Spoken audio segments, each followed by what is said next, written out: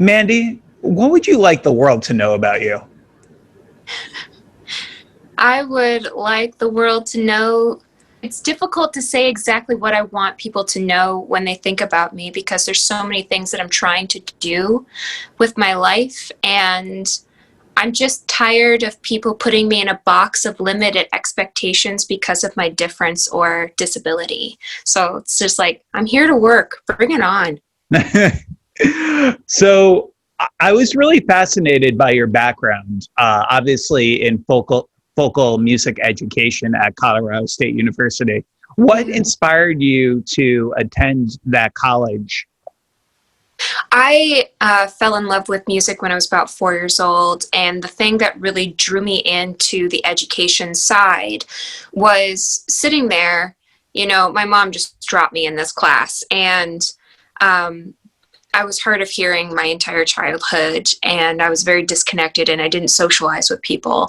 And I was sitting in this class of adults. I wasn't supposed to be there. I was just kind of dropped there. And they handed me the sheet music. And it was one of the first experiences that I had where I had all the words, they had all the words, and we were doing something together, and I wasn't missing the conversation. I was a part of it.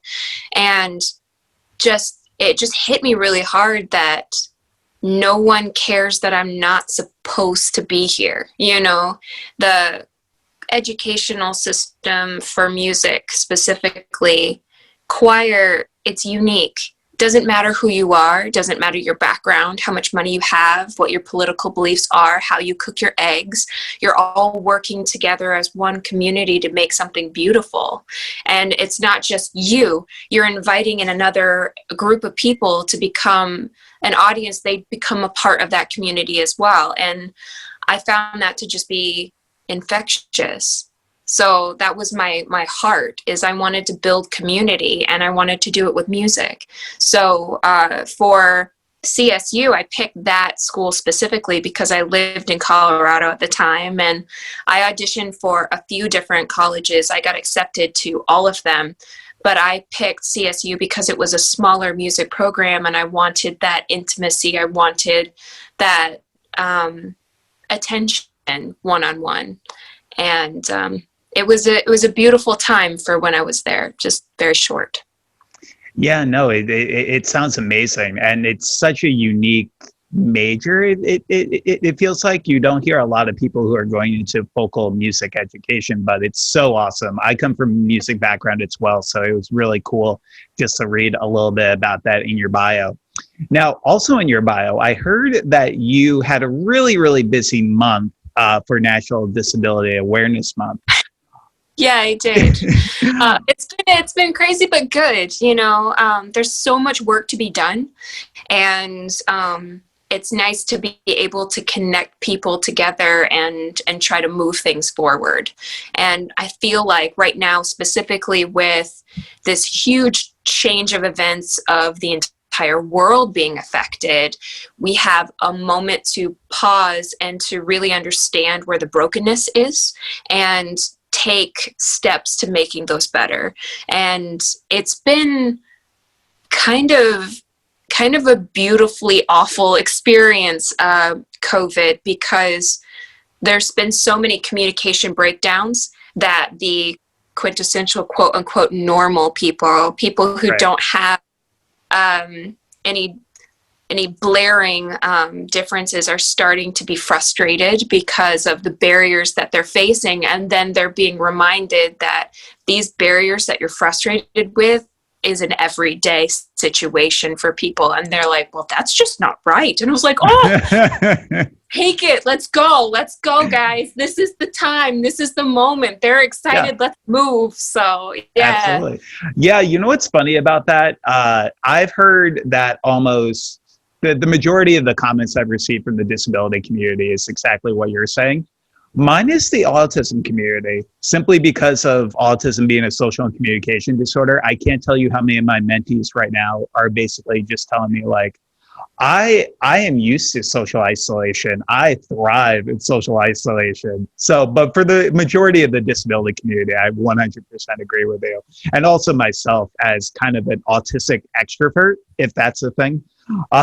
So, That's what we are. My family, I have a lot of people on the spectrum on my family, and uh, we have some interesting oddities that these times, like, I have not felt that overwhelming dread of being stuck in my house. Like, I'm I'm fine with it, but I can also understand that watching my nephews and my nieces who learn differently and on a much faster pace, they're not doing well with the Zoom classes. They don't do well with it. There's no attention to it, and it's not engaged enough, but at the same time there's so many things going on that they're not doing well.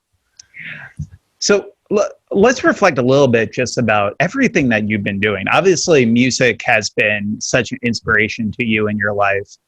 Can you tell our viewers a little bit about just what has been like one of your favorite events that you've had the opportunity to sing at, if you had to pick just one? Oh gosh, that's like the worst. That's like asking like a painter, what's your favorite hue? Like, they're all very different. Honestly, I think some of the ones that stand out in my mind are always the ones that have been because there's a specific person that makes it memorable. I've been blessed to be able to be in these giant rooms and sing for thousands and thousands of people at the same time. And there was one time I was standing at the FFA. And so you had all of these students, and I was singing Try, and I wasn't even supposed to be there. I was just a friend of Mick who was presenting, and he just pulled me on stage and asked me to play Try. And so as I'm playing Try, they all like took their, they all took their phones, and so the entire auditorium, like it was an entire arena of lights from people's phones, and that was just beautiful. But you have beautiful moments and you have the ones that mean something. There is, and I talked to her today, there's a girl that I met at one of my shows. It was a smaller show, and her name is Brianna, and she was in high school at the time and woke up and couldn't hear anymore. Just woke up and couldn't hear. And so it was at the early parts of her journey of accepting and loving herself the way she is today and whoever she'll be tomorrow. And to be able to sit in a room with her after the show was over, having already proved that whatever is happening in her life is not a death sentence, but to be able to sit in a room with her and just hold her while she cried. It was something that I will remember for the rest of my life, and the reason why I work so hard to do what I do, because it is a lot of work that people don't understand. Yeah, that's absolutely beautiful. And that's why I love to tell people, it's like your diagnosis, your disability does not have to define who you are. And I feel like so many times we need to normalize the human condition, and we need to just say, like, we're people just like anyone else. We have our own strengths and flaws, obviously, like anyone else. But it's like, don't look at it in a certain way like that. During your journey, obviously, from the story you just mentioned, you've met a few people with a similar diagnosis to yours, it sounds like. I meet people all the time, and it's amazing to go to a show and then you'll see people who have like a little zebra or striped shirts. So you have a lot of people with EDS, or you have a lot of people who sign. And my shows, I either sign and sing at the same time, or there's an interpreter if I'm playing ukulele or piano and I can't sign. And so there's consistent communication on more than one language. And so you see those kind of like those barriers just crackling in front. And I think the beautiful part about that is not only are you allowing more people to be involved and you're kind of being a person for them to like cheer on and be connected with, but people who can look around that room and just see all these just sea of differences, and they're all there for one reason, because they're a part of one community and they're doing something together, and it really doesn't matter anymore. Yeah. And I think that it's really hard for people with their diagnosis, that it does feel like it can be a trapped little box situation, but that's because the world has such limited expectations of us. And so they try to put us in this box. The real difficulty is that the only person who can decide to actually go in that box is you.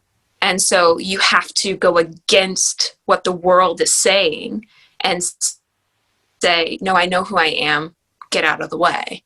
And so it's nice to be able to be someone to cheer that forward. But truly, all these people who I meet, they cheer me on and help me wake up in the morning. And when my EDS is flaring really bad and I can't get out of bed and I just am breaking down, I have all of these people in my mind who I'm like, I have to get up, I have to keep going, because they're also fighting a fight too. And so we're doing it together. Yeah, no, that's what I love is I worked on a film in 2011 called Joyful Noise. And there was a character in that film who had autism. And Queen Latifah's character in that film basically told her son, because her son was saying, like, I want to be fixed for you, Mom. And she says in the film, when people try to put you into a tiny box, you build a bigger box. And it goes based on the same thing that you're saying right now. It's just so important to, if you're in that box, just realize that there are people who not only will support you, who have gone through the journey, but you have the ability in yourself.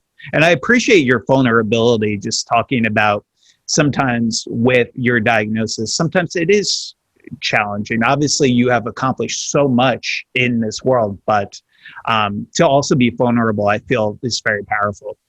Well, I think people forget that because I do stand and I still look, the way that I do, that they think that it's just easy and that it's not really a big deal. But I remember at the start of the shutdown, right when COVID started, and then you had the social unrest with George Floyd and all these big things happening at the same time.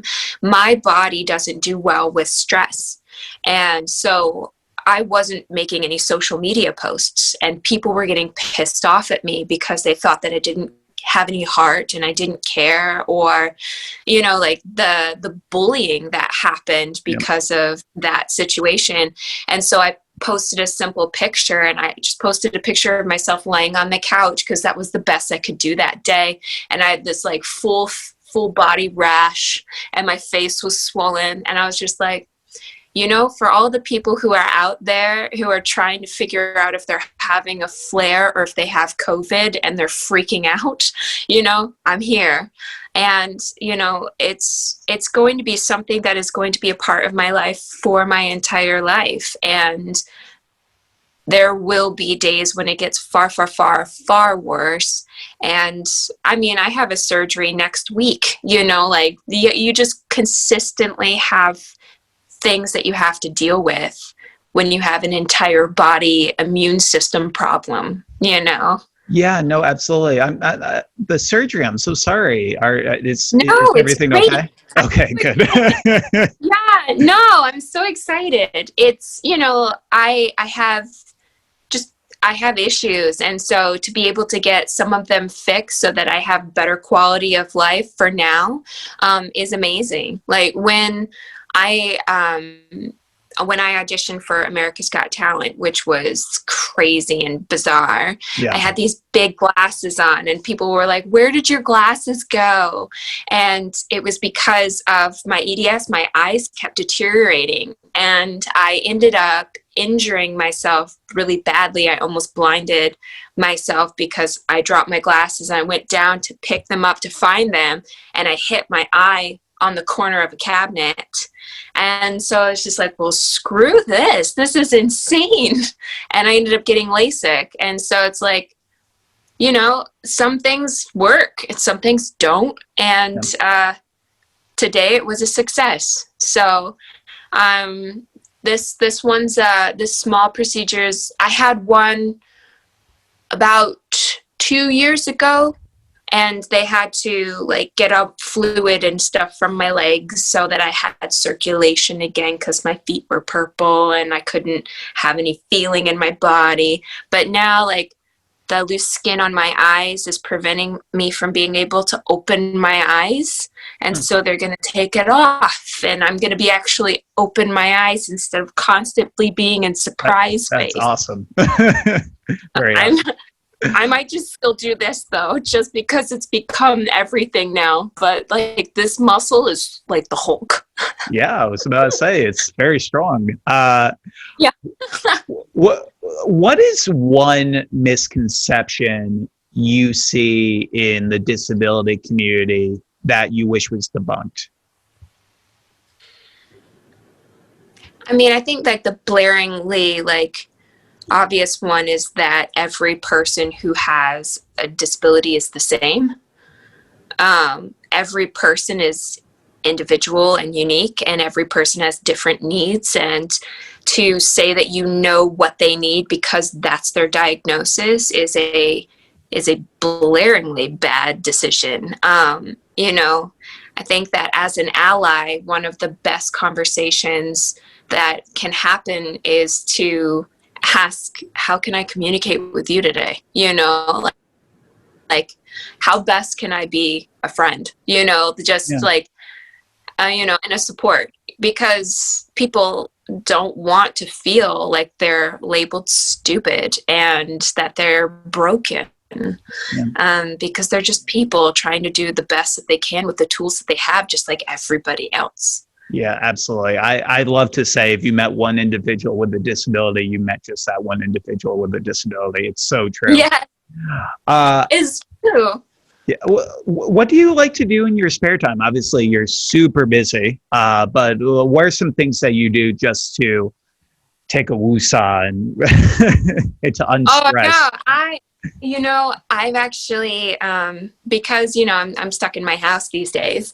I've been trying to do more stuff here. So I started doing a lot of more walking and swimming and actually rollerblading. I'm not supposed to really do that because it's bad for my knees, but I love it so much. And I got like all the pads, and I only go on really flat surfaces, and I always have a person with me. I never rollerblade alone. But I've just been trying to stay outside as much as possible, especially with all the stress. It's nice to be able to be in the sunshine and to remind myself that there's beauty out there. Sometimes it's hard to remember.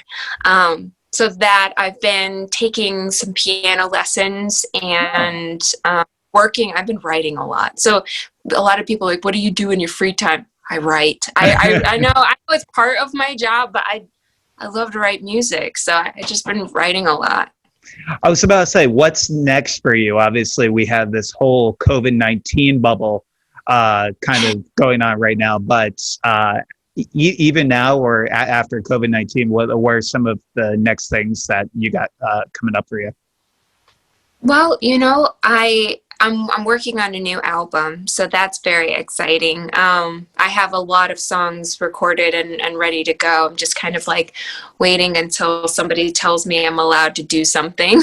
But also I wrote a children's book, and awesome. It's very Congratulations. Exciting. Thank you. It's a cool concept because every book is individual for the child, because like 0.05% actually show a person with a difference or disability. And we're like, that's dumb. So we made a book where parents could send in secure pictures of their kid's face from a couple different angles, and they're put into the book. So they get to be the hero of their own story, and it doesn't matter what their difference is. they get to be the star. And so you have like these kids from across, the world, some of them were in wheelchairs, some of them were born without an arm, some of them are from India, and some of them are from Spain. It doesn't really matter.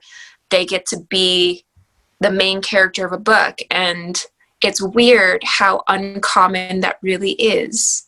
So I get to work on stuff like that, which has been quite lovely. The name changes slightly per the kid, so I'll show you. So this one's Heather Climbs Mount Jungle, and she was born without part of her arm. And then this one is Eli Climbs Mount Jungle. And so, like kids go on this this adventure where they're actually at a jungle gym, but you know how kids are. So it's like this one, like they're like doing all stuff, and then you zoom into what they're actually doing. So you get to actually see kind of their imaginations take shape. Yeah, I was about to say, especially from the spotlight end, because that's what we try to do here with our video series. And we get people from around the world who are just contacting us and want a platform. And there was an 11-year-old boy with autism from London who was on our Facebook page. He sang Whitney Houston's "I Will Always Love You."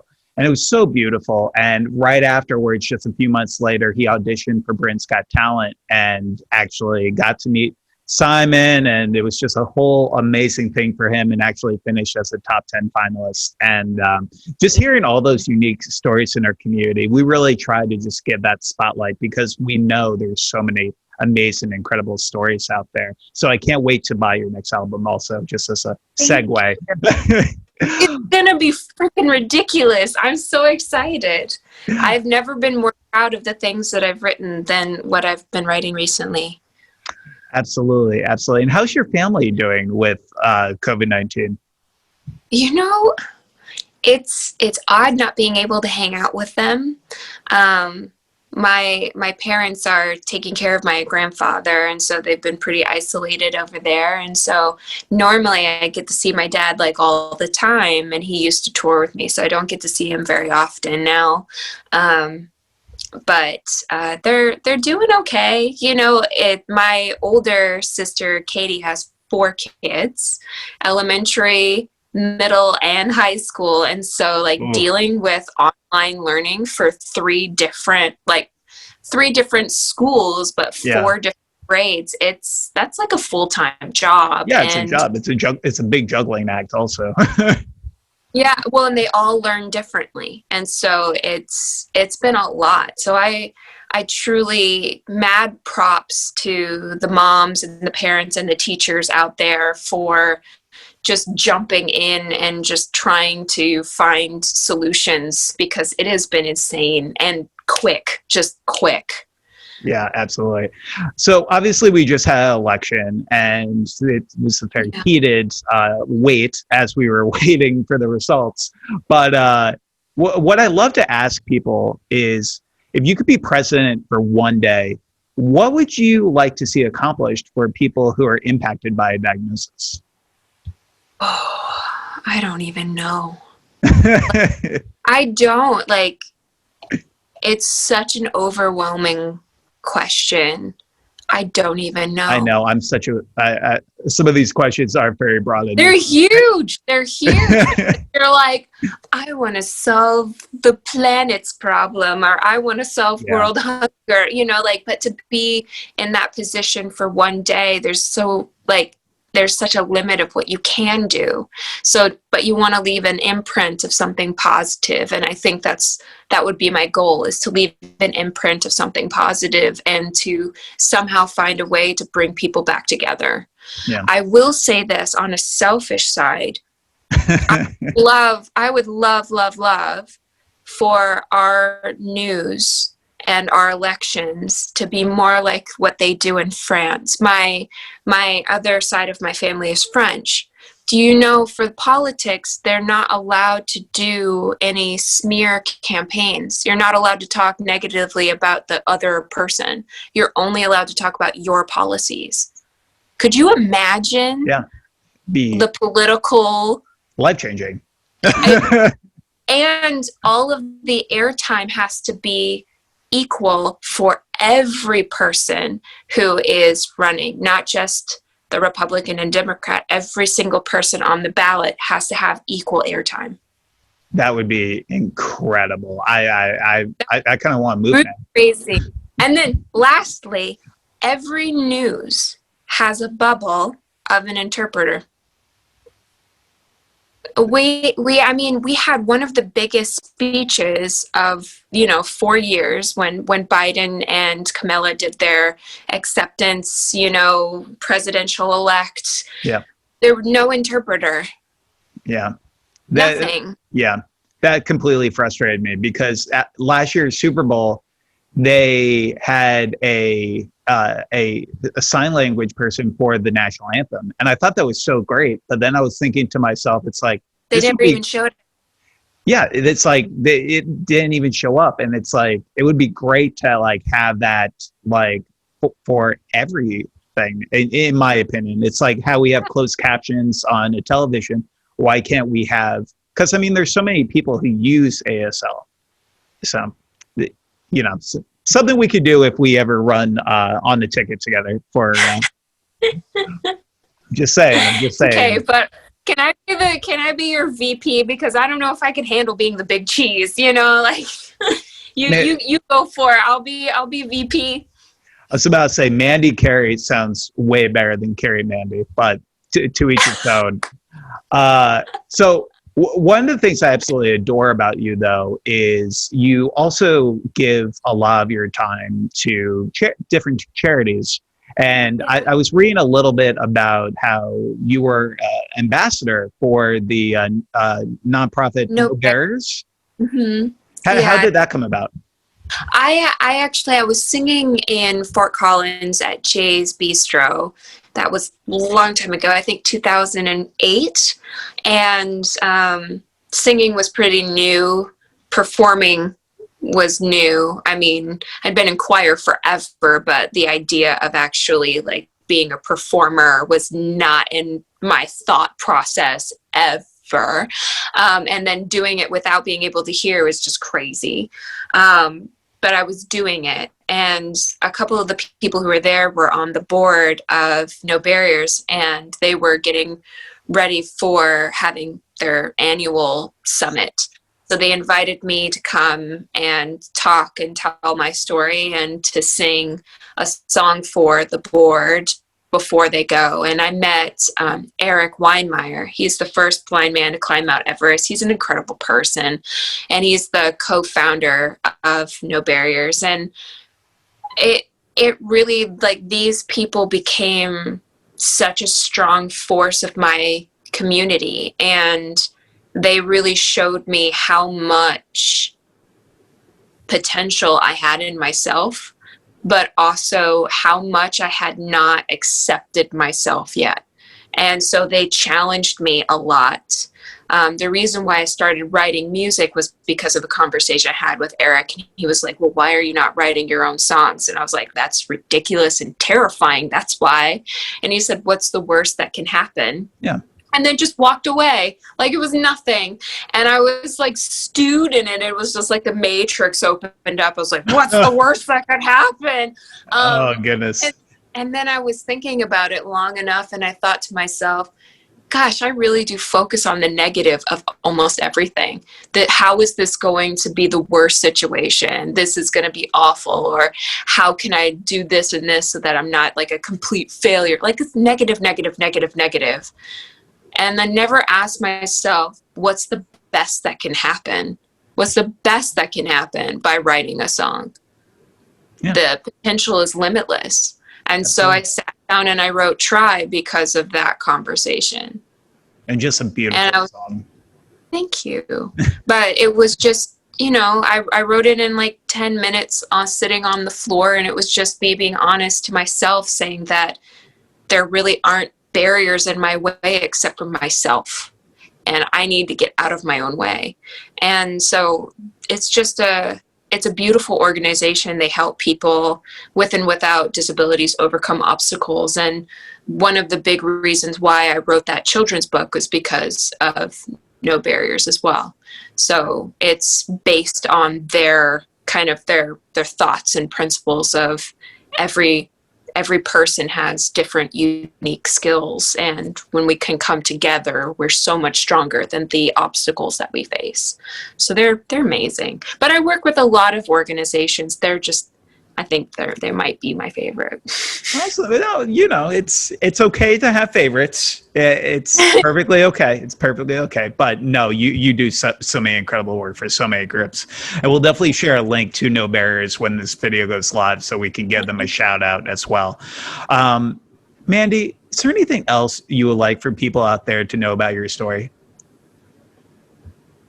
Gosh, I don't know. I feel like there's, I'm just scratching the surface of understanding who I am. So it would be difficult for me to tell you everything in a small amount of time.